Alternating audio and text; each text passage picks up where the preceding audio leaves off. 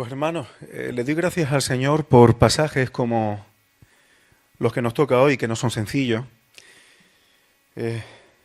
Gog y Magog, y no pretendo desentrañarlo en apenas unos minutos. Pero sí hay cosas que podemos ver en capítulos y pasajes como este. Porque uno tiende, sin darse cuenta, sabes que no, pero en realidad casi sin darse cuenta, uno tiende a pensar, parece que Dios solamente actúa en las intrahistorias de la iglesia evangélica. Parece que las cosas que ocurren, que le importan a Dios, son solamente donde permitidme decirlo así, cada edificio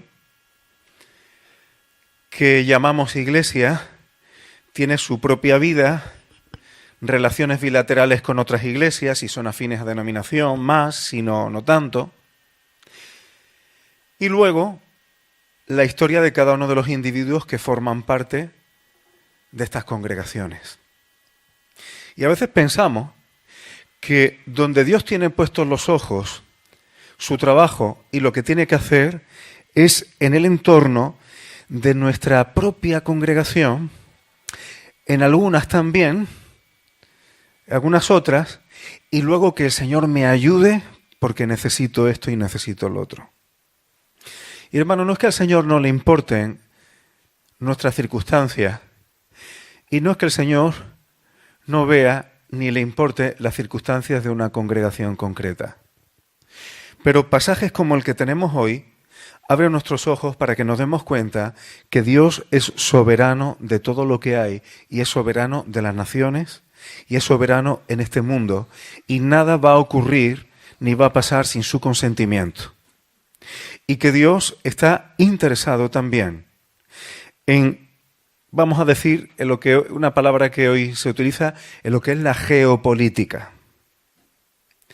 Dios tiene un plan que también incluye cuestiones de geopolítica, las cuestiones que tienen que ver con naciones, cómo se comportan las naciones, cómo es el corazón de los que dirigen esas naciones y de las cosas que ocurren. De tal manera que en función de las intenciones de esas naciones, de cómo son, Dios va a provocar situaciones que permita que se le conozcan. Si tú le dices a alguien, ¿cómo se puede conocer a Dios? Dirá cosas que son así. A través de la Escritura, a través de la revelación del Espíritu Santo, hay distintas formas. Pero pocas veces alguien te dirá que uno puede conocer a Dios a través de su juicio y, por decirlo de alguna forma, cuando Dios pega el manotazo encima de la mesa. Y eso también es conocer a Dios. A Dios se le puede conocer a través de su disciplina, a Dios se le puede conocer también a través de sus juicios. Y Dios se va a dejar conocer a su pueblo Israel. Y Dios se va a dejar conocer a las naciones en este mundo a través de juicios y de circunstancias muy fuertes y muy duras como las que vamos a ver un poco por encima en estos capítulos. Y eso Dios lo llama santificarse en medio de las naciones. ¿Tú habías pensado que eso es santificarse Dios? Así lo dice, hermano. Y como dice la palabra, hay que conocer la bondad y la severidad de Dios. Y estos son pasajes que hablan de su severidad. Y aunque tiene que ver con naciones, pero en un momento dado, me gustaría que pudiéramos ver una cierta aplicación que creo que es una advertencia a los creyentes para que nos tomemos una determinada cuestión muy en serio y que a veces parece que olvidamos. Luego diré cuál. Empieza el capítulo 38 diciendo Dios, hablando de Gog, príncipe de Magog. Magog puede ser tierra de Gog. Y Dios dice que está contra él. Yo estoy contra ti, oh Gog, príncipe soberano de Mesec y Tubal. No quiero hacer esto demasiado, vamos a decir, académico, pero sí voy a mencionar algunas cosas, porque es importante. Mesec y Tubal eran descendientes de Jafet. De los descendientes de Noé se pobla el mundo y la tierra de y conforman las naciones. Ahí se habla de 70 descendientes, por eso el número 70 en las Escrituras muchas veces representa a las naciones. Y en este caso, Mesec y Tubal, he estado comprobando distintas fuentes, algunas más antiguas, otras más tardías, y estos personajes descendientes de Jafet, pues sus descendientes parece ser que ocuparon, no solamente se quedan en una zona, ya sabéis que la historia de los pueblos es moverse, no se quedan en una zona, se extienden, emigran, van variando, algunos pueblos son nómadas y otros pues permanecen en una zona pero al mismo tiempo se extienden a otras. Parece ser que estaban en la zona de Anatolia, en Turquía, y zonas del Mar Negro. Parece ser que descendientes de Mesec y Tubal son íberos, sí, España.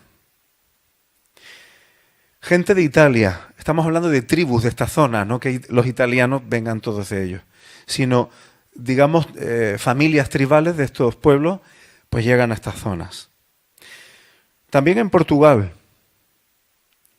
también en Georgia, de la antigua Unión Soviética, y algunas zonas caucásicas, y también de un antiguo pueblo, casi imperio diría yo, que se llamaban los jázaros o los cázaros. Muy interesante porque los jázaros, en torno al siglo VII, muchos de ellos, y está registrado, se convierten al judaísmo.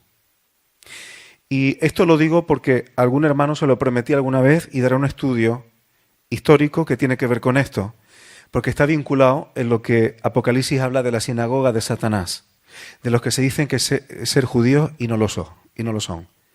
Y hablaremos de los jázaros y algunas cosas de estas. Esto simplemente es un breve apunte para entender las Escrituras, porque los que se dicen ser judíos y no lo son, no están hablando simplemente de cuestión de ortodoxos judíos, de ciertas congregaciones y tal. Es decir, el mundo no es el entorno que a veces nosotros pensamos, es mucho más. Y la historia Dios la conoce y la ve en tiempo real. ¿Por qué estoy diciendo esto? Porque estamos hablando, hermanos, de personas que su familia, sus descendientes, pues ocupan determinadas zonas de países. Y fijaros, hemos hablado de Turquía, Mar Negro, España, Italia, Portugal, zonas de la antigua Unión Soviética, zonas caucásicas. Aquí ya tenemos una amplia zona. Dios dice, te voy a quebrantar, te quebrantaré, versículo 4, y te sacaré a ti todo tu ejército. Aquí vemos que Dios está implicado. Luego en el versículo 5 habla de Persia, esto es más fácil de entender, Irán, Persia lo conocemos como Irán hoy día, Cus y Fut con ellos. Cus tiene que ver con Etiopía, pero la Etiopía antigua no es exactamente la Etiopía de hoy, más bien tiene que ver con Sudán. Fut tiene que ver con la zona que hoy diríamos que es Libia, la zona de Libia. Versículo 6. Gomer y todas sus tropas, la casa de Togarma, de los confines del norte, y todas sus tropas, muchos pueblos contigo. ¿Por qué estoy diciendo esto, hermano? Bueno, Gomer tiene que ver con la antigua Aquitania, esto tiene que ver con zonas de Francia, y Togarma, y también tiene que ver con otras zonas de Turquía, incluso Armenia. Estoy diciendo esto, hermanos, para que veamos que no es Dios contra un rey de una nación. Aquí estamos viendo que en torno a este príncipe, que llama Gog, dice el versículo 6, todas sus tropas, muchos pueblos contigo. Aquí estamos viendo algo que se parece mucho a lo que hoy día denominaríamos una guerra mundial o un conflicto que implica a muchos países aliados. Lo que está describiendo estos capítulos, hermano, no es un conflicto de un país con otro. Aquí estamos viendo una asociación de pueblos donde un poco más adelante veremos que hasta grandes comerciantes, hoy día podemos ver cómo dentro de los movimientos geopolíticos que hay en el mundo hay grandes empresarios supuestamente altruistas que piensan en el bien del mundo. Hoy como nunca esto se percibe bastante fácilmente y pudiéramos poner algunos de ellos, que son los que conocemos, los que dan la cara, otros ni los conocemos. Están dando la cara hoy abiertamente y vemos que está implicado en cómo se gobiernan las naciones. Ya la Escritura lo dice. Y Dios dice, versículo 7, prepárate y apercíbete. Dios está dando una advertencia seria a él y a todos estos pueblos que se están aglutinando. Tú y toda tu multitud que se ha reunido a ti. Fijaos, una multitud de pueblos que se han reunido a Gog, liderados por un príncipe. Hay una cabeza, alguien que está aglutinando pueblos para tomar decisiones. Por eso hay que tener mucho cuidado. ¿Quiénes son las autoridades que uno apoya? Y esto tendría aplicaciones para otros asuntos. Porque aquí va a haber pueblos que se van a enfrentar a Dios y van a sufrir consecuencias por apoyar a este príncipe que tiene sus propias intenciones.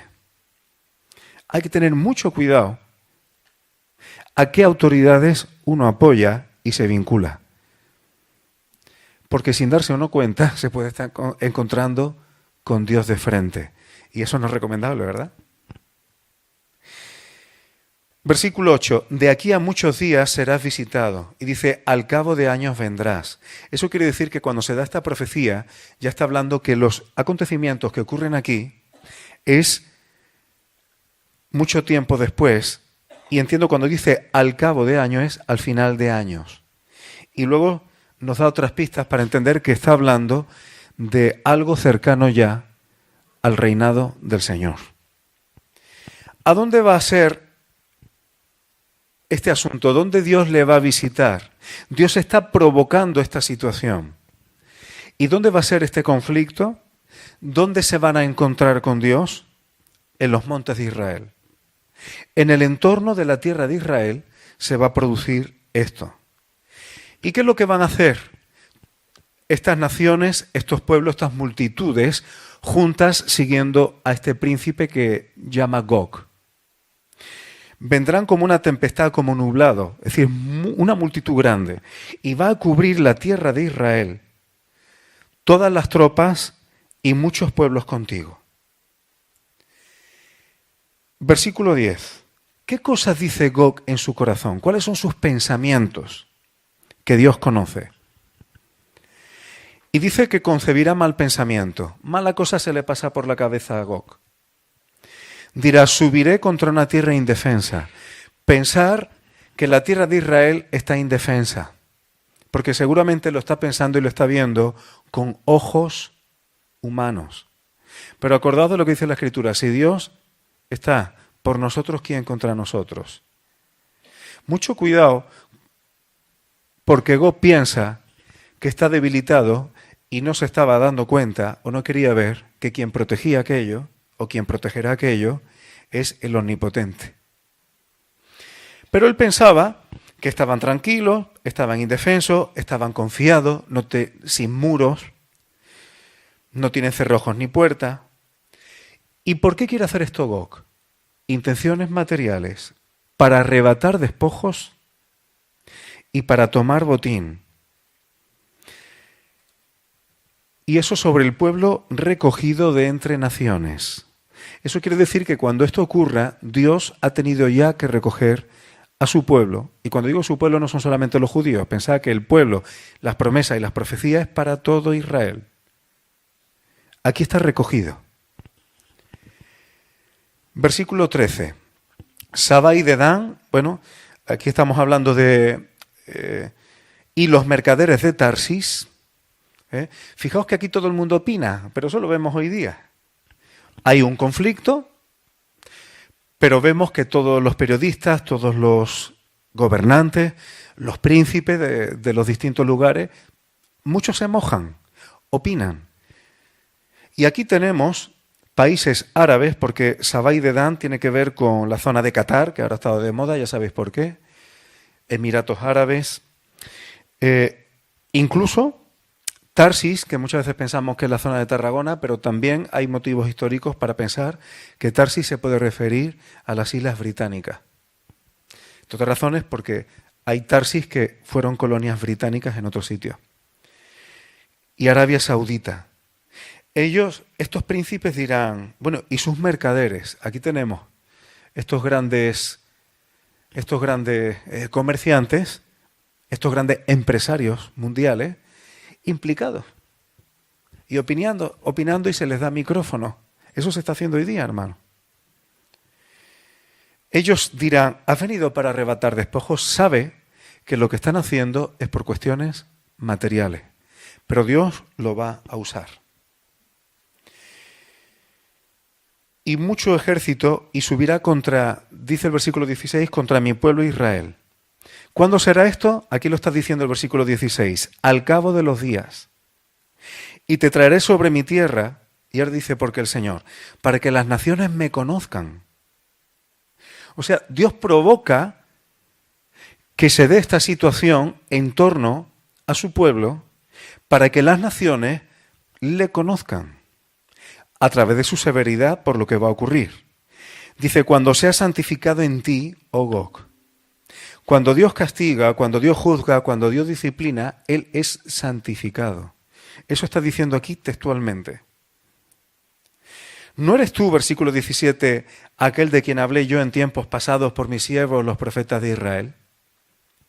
Ciertamente las cosas que se describen aquí recuerdan mucho a los últimos capítulos de Zacarías, donde Dios dice que utilizará Jerusalén como una copa que embriaga a las naciones. Nos dice que van a suceder cosas donde entrarán, despojarán y cometerán vilezas que no voy a decir ahora mismo. Todo eso está al final de Zacarías, lo podéis ver. Pero que Dios va a venir y va a intervenir. Si queréis más detalles lo podéis ver en los últimos capítulos de Zacarías.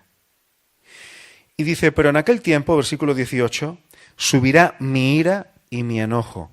Será un tiempo de ira y enojo de Dios. En aquel tiempo, versículo 19, cojo el final, habrá gran temblor sobre la tierra de Israel. Muchos piensan que se está refiriendo que cuando esto ocurra, Dios va a intervenir, entre otras cosas, con un terremoto. Un fuerte terremoto. Temblarán ante mi presencia y se desmoronarán los montes, dice el versículo 20. Algunos piensan que puede referirse cuando el propio Señor Jesús pisa tierra, como dice al final de Zacarías sobre el Monte de los Olivos, que se parte en dos porque hay un gran terremoto. ¿Es una posibilidad? Es una posibilidad. Y dice el versículo 21 que la espada de cada cual será contra su hermano. El Señor va a permitir que ellos se ataquen entre ellos y se maten entre ellos. Cosa que ya ha ocurrido en el pasado y tenemos ejemplos bíblicos. Que entre ellos se maten. Y Dios les va a mandar enfermedad, pestilencia y con sangre, hará llover sobre estas tropas lluvia y piedras de granizo, fuego y azufre.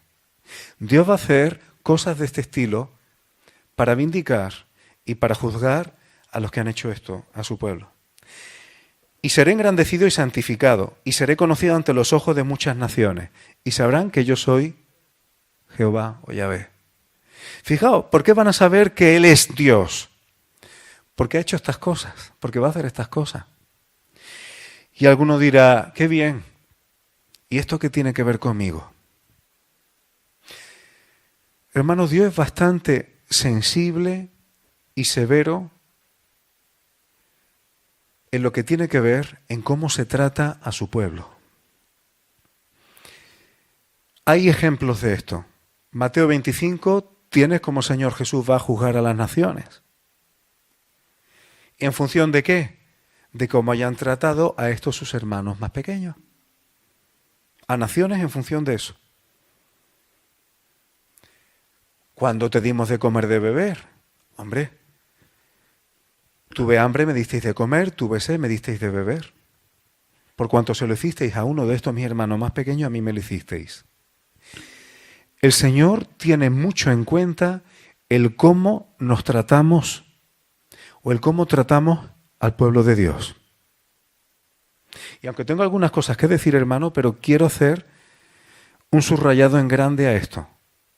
Algunas de las advertencias más serias que Dios le da a creyentes tiene que ver en cómo tratamos a nuestro hermano. Y aquí hay cosas que ya he mencionado en otra ocasión, pero que quiero subrayar. Si mi esposo o mi esposa es creyente, cuidado cómo le hablo, cuidado cómo le trato, porque estoy tratando a un hijo o a una hija de Dios. Y digo esto porque si yo te veo solamente de vez en cuando y no tengo confianza, pues tenemos mucha diplomacia.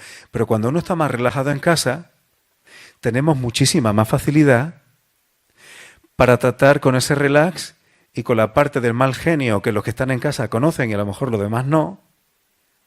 Y ahí es donde sale a veces nuestro verdadero yo. Pero el tema es que Dios es sensible a eso. Dios es sensible a eso.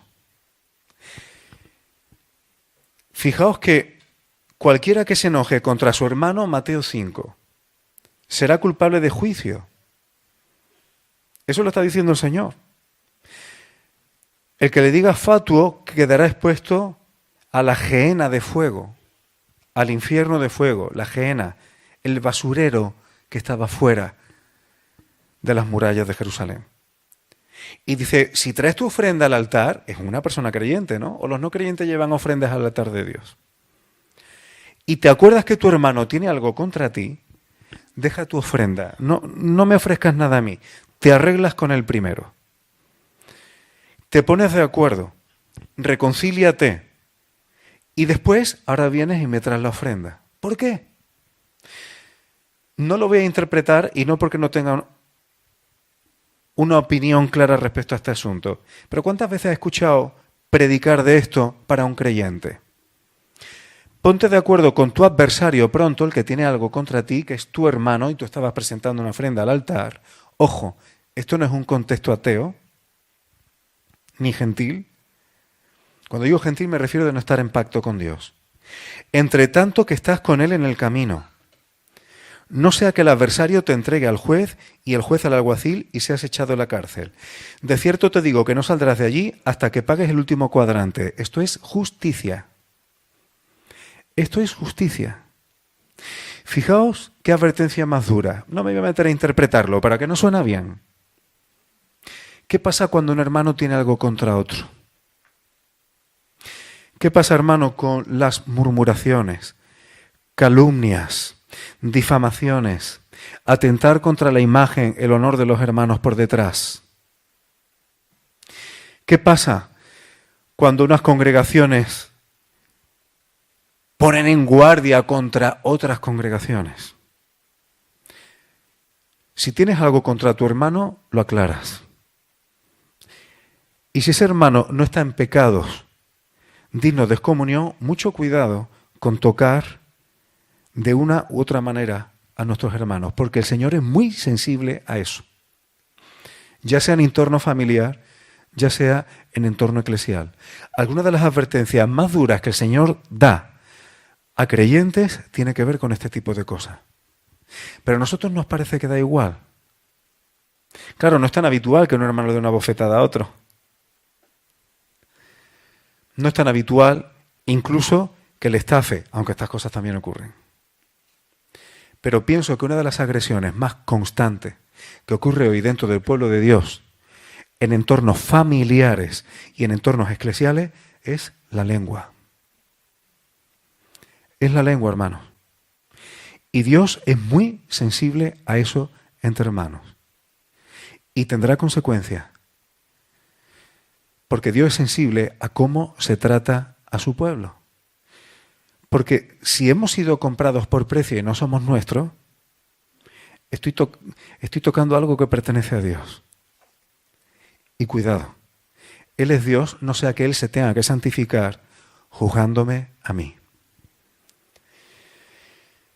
Por eso, fijaos que si un hermano peca contra otro y no admite reprensión ni directa, ni con testigos, ni en medio de la congregación, el Señor Jesús da autorización. No está diciendo que sea creyente o no, eso Dios lo sabe, pero para tratarlo como si no lo fuera.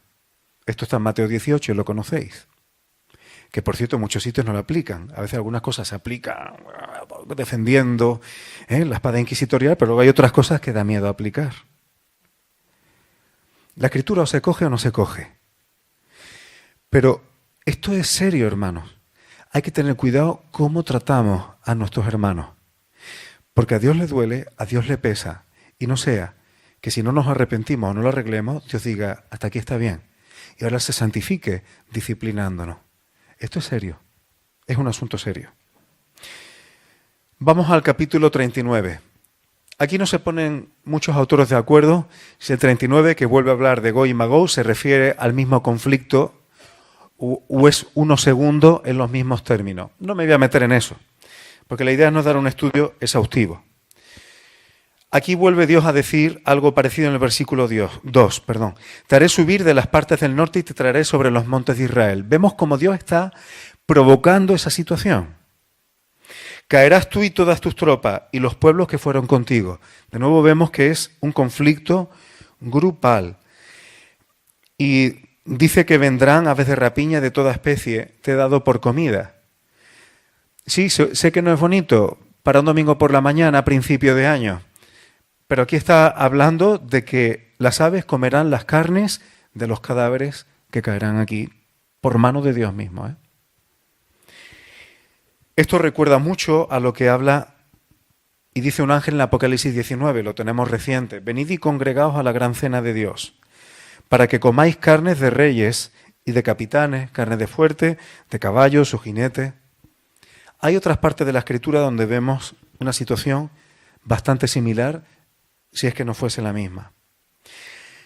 Y Dios enviará fuego sobre esta tierra y dice, y los que moran con seguridad en las costas. Las costas están lejos de esta zona. Eso quiere decir que esto es un conflicto que está implicando a una buena parte de la población mundial.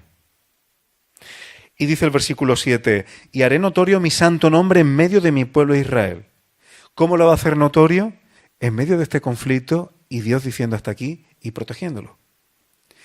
Y nunca más dejaré profanar mi santo nombre. ¿Cómo no deja Dios profanar más su santo nombre? De dos maneras. Uno, protegiendo a su pueblo de los enemigos, cosa que hace aquí también. Y segundo, cumpliendo sus promesas, y lo hemos visto en otros capítulos, con su pueblo. Porque habrá un día en que no permitirá que ni sus hijos ni sus hijas vivan de cualquier manera en medio de las naciones. Por eso ya lo hemos visto en otros capítulos. Dios dice, no lo hago por vosotros, sino por amor de mi santo nombre. Que el centro del universo no somos nosotros, hermanos. El centro del universo es Dios, no nosotros. A veces pensamos que Dios tiene tanta debilidad por nosotros porque yo levanté la mano un día en una iglesia. Hermano, es más importante el nombre de Dios que tú y que yo. Por eso dice, no lo hago por vosotros, sino por mi santo nombre. Y le dice, no profanéis más mi santo nombre en medio de las naciones. Porque como nosotros vivamos en medio de este mundo, eso afecta la reputación de Dios. Y pienso que Dios prefiere que no digamos que siquiera que somos creyentes, que no digamos que vamos en su nombre si vamos a vivir de cualquier manera. El Señor prefiere que nos definamos. O o frío o caliente. Pero que nos definamos. Porque cuando estamos ahí tibios, afectamos a la reputación de Dios. Y es como si Dios a veces rogara, no profanéis más mi santo nombre en medio de las naciones. Habrá un día en que Dios se dejará notar y no dejará que nadie profane más su nombre. Gracias al Señor, menos mal. Y se cumplirá. Dice, este es el día del cual he hablado. Ese día está hablando toda la Biblia, el día de la ira, el día de Yahvé, el día del Señor. Hay un día, ¿por qué Dios permite? Porque tiene determinado un día donde dirá hasta aquí, el día de su ira. En esta situación, los que vivan en Israel van a estar quemando armas durante 7 años. ¿Tú sabes lo que? Fíjate el conflicto de qué tamaño es que van a estar quemando las armas durante 7 años sin que se apague el fuego. Dios dice, despojarán a sus despojadores y robarán a los que les robaron, porque han estado abusando. Se enterrará a Gog allí en Israel y va a haber tantos caídos, hermanos, tanto que van a estar 7 meses enterrando cuerpos. Eso está diciendo aquí la palabra de Dios. Esto está en Biblia como Juan 3:16. Y van a venir las aves del cielo y van a hacer lo que hemos comentado hace un momento. Pondré mi gloria entre las naciones y todas las naciones verán mi juicio que habré hecho. Como Dios hay un momento en que ya no va a permitir más. Y de aquel día en adelante sabrá la casa de Israel que yo soy Jehová su Dios. Y fijaos, dice el versículo 23, ya voy a terminar, porque hay tantas cosas que comentar que faltaría tiempo. Dice, y sabrán las naciones, o sea, esto es un mensaje para las naciones, que la casa de Israel fue llevada cautiva por su pecado, porque se rebelaron contra mí, estoy en el versículo 23, y yo escondí de ellos mi rostro y los entregué en manos de sus enemigos. Y yo me pregunto, ¿de estas cosas se predican? O sea, esto es un mensaje de Dios para las naciones. Quiere que las naciones sepan que Israel fue llevado cautiva por su pecado por rebelarse contra Dios. Y que aunque escondió su rostro y los entregó en manos, Dios tenía un plan con ellos. De esto se predica poco, ¿verdad? Sin embargo, aquí vemos que Dios quiere que lo sepan las naciones. A lo mejor habrá que predicar de estos textos de vez en cuando, ¿no? Y dice, ahora, versículo 25, volveré la cautividad de Jacob y tendré misericordia de toda la casa de Israel. ¿Cuándo vuelve la cautividad de Jacob? En este momento, después de este conflicto y después de estas cosas que estamos viendo aquí. Aquí se dan algunos detalles que nos hablan de la temporalidad. ¿En qué momento va a suceder que vuelva la cautividad de Israel? Después de este conflicto. Y tendré misericordia de toda la casa de Israel, y me mostraré celoso por mi santo nombre. El Señor es celoso con su santo nombre. ¿Y esto cuándo es? Versículo 26. Ellos sentirán su vergüenza y toda su rebelión con que prevaricaron contra mí. Yo encuentro algunos textos para ir sueltos, hermanos, que a veces pensamos, cuando estemos con el Señor, ¿nos acordaremos de nuestros pecados? Y yo creo personalmente que sí. Y nos avergonzaremos de ellos. Una cosa es que el Señor no se acuerde de cara a tenerlos en cuenta, pero yo creo que diríamos, hay que ver cómo hemos ido. Y si somos salvos, y si somos perdonados, y nos reconciliamos con Dios, cuando miramos nuestro pasado, yo creo que decimos, verdaderamente es por gracia. Porque aquí ya no es que no merezcamos, ya no es que no merezcamos ser salvos, ni reconciliados con Dios. Es que es de vergüenza. Yo no sé en tu caso. Pero ¿qué pasaría? ¿Qué pasa cuando uno mira atrás, verdad? Al final, es el nombre del Señor el que es vindicado y no el nuestro. ¿Y cuándo va a ocurrir esto? Versículo 27, cuando lo saque de entre los pueblos y sea santificado en ellos ante los ojos de muchas naciones. Estos son profecías, hermanos. Estos son cosas que tienen que ocurrir. Y sabrán que yo soy Jehová su Dios. ¿Cuándo? Te lo dice ahí. Después de haberlo llevado al cautiverio entre las naciones, los reúna sobre su tierra sin dejar allí ninguno de ellos. Serán recogidos todos. Versículo 29. No voy a esconder más de ellos mi rostro, lo parafraseo. ¿Por qué? Porque habré derramado de mi espíritu sobre la casa de Israel. Eso quiere decir que no ocurrirá esto hasta que ocurran estas cosas. ¿Y qué vimos en el versículo 37? En el capítulo 37 hace poco. ¿Os acordáis de aquel valle de los huesos secos? ¿Acordáis de aquella visión que tuvo Ezequiel? Leo 3 cosas y termino. Os haré subir de vuestra sepultura y os traeré a la tierra de Israel. Esto es Ezequiel 37, 12. Y sabréis que yo soy Jehová, o Yahvé, cuando abra vuestros sepulcros y os saque de vuestra sepultura, pueblo mío. ¿Esto con qué tiene que ver? ¿Qué es abrir un sepulcro? ¿Qué es sacar de una sepultura? Y pondré mi espíritu en vosotros y viviréis, y os haré reposar sobre vuestra tierra. Esto que estaba dicho en el capítulo 37 se gestiona con más detalles y se nos da el contexto en el que va a ocurrir esto. Y tiene que ver con Gog y Magog. Porque el Señor pondrá su espíritu en ese valle de huesos secos, que este mismo texto dice que es la casa de Israel. Y por eso acaba de decir, cuando yo habré puesto mi espíritu en ellos. Esto es un puzzle, hermano, yo soy consciente. Y sería como para hablar muchas cosas. Pero quedémonos con 2. Primero, vuelvo a lo de antes. Mucho cuidado en cómo tratamos a nuestros hermanos, porque el Señor es sensible a eso.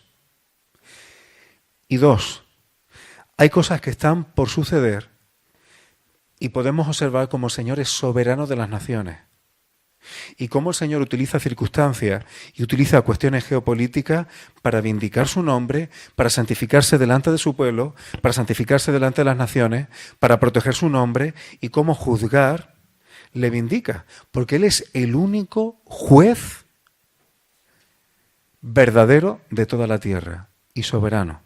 Cuando uno ve esto, uno se da cuenta que aunque podamos ser miembros de la familia de Dios, pero que Dios no es para coleguear. Es mi amigo, sí, pero no es para coleguear. Hay que darse cuenta que tratar con Dios también implica seriedad y tomarnos en serio su nombre, y que tenemos esa oportunidad, santificar su nombre, glorificarlo o profanarlo. Y eso sí es una responsabilidad que tenemos todos.